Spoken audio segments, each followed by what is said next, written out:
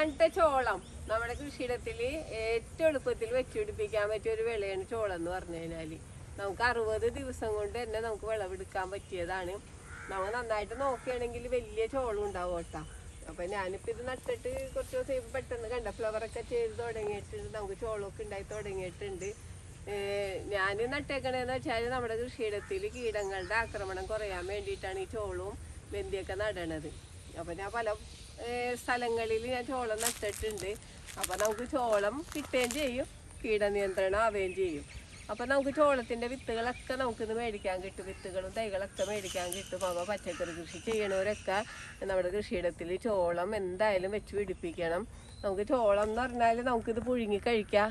പിന്നെ നമുക്കറിയാലോ, നമുക്ക് കടയിൽ നിന്നൊക്കെ ചോളം പുഴുങ്ങിയതൊക്കെ മേടിച്ച് കഴിക്കണം, ചോളം വറുത്തൊക്കെ കഴിക്കണം. അപ്പോൾ നമ്മുടെ വീട്ടിലുണ്ടെങ്കിൽ നമുക്ക് ഫ്രഷായിട്ട് തന്നെ നമുക്ക് ഉപയോഗിക്കാം.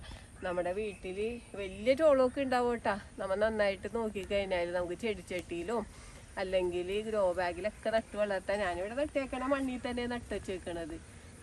മണ്ണിൽ വാരം കോരിയാണ് നട്ട് വെച്ചേക്കണത്. നമുക്ക് എവിടെ വേണമെങ്കിലും നട്ട് വളർത്താൻ പറ്റിയതാണ് ചോളം. യാതൊരു പരിചരണവും നിങ്ങൾ കൊടുക്കണ്ട, യാതൊരു കീടങ്ങളുടെ ശല്യങ്ങളും ഒന്നും ഇല്ലാത്ത ഒരു വിളയാണ്. അപ്പോൾ എല്ലാവരും പച്ചക്കറി കൃഷി ചെയ്യണവരൊക്കെ നമ്മുടെ കൃഷിയിടത്തിൽ ചോളം കൂടെ വെച്ച് പിടിപ്പിക്കണം. ഈ വീഡിയോ പറ്റി എന്തെങ്കിലും അഭിപ്രായങ്ങളോ സംശയങ്ങളോ ഉണ്ടെങ്കിൽ ഈ വീഡിയോക്ക് താഴെ കമൻറ്റ് ചെയ്യുക. വീഡിയോ ഇഷ്ടപ്പെട്ടാൽ ലൈക്ക് ചെയ്യുക, വീഡിയോ ഇഷ്ടപ്പെട്ടാൽ ഷെയർ ചെയ്യുക.